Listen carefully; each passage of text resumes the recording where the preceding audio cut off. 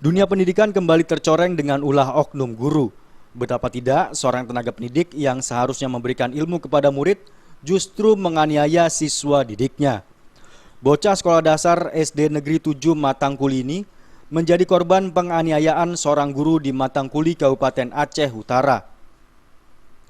Rehan, murid yang duduk di bangku kelas 6 sekolah dasar SD ini, didampingi abang kandung terpaksa melaporkan sang guru berinisial AT 54 tahun kepada Mapolsek setempat karena dianggap telah menganiaya korban dengan martil.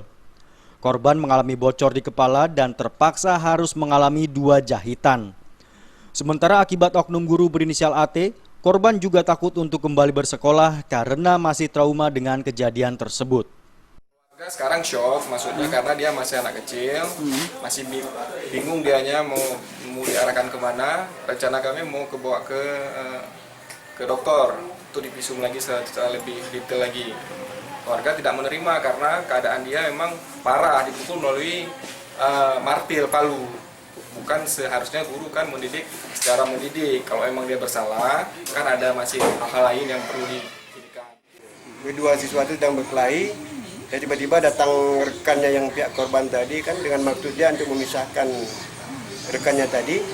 Jadi setelah dilihat sama guru, diperkirakan guru yang melakukan pemukulan itu adalah pihak korban.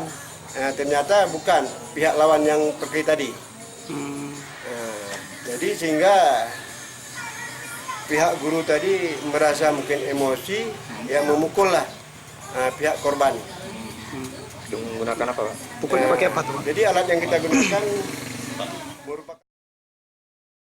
Saat ini pelaku masih belum ditahan dan masih tetap melakukan belajar mengajar di sekolah tersebut.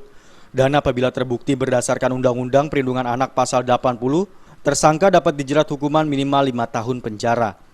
Dari Aceh Utara, Aceh, Tim Liputan melaporkan.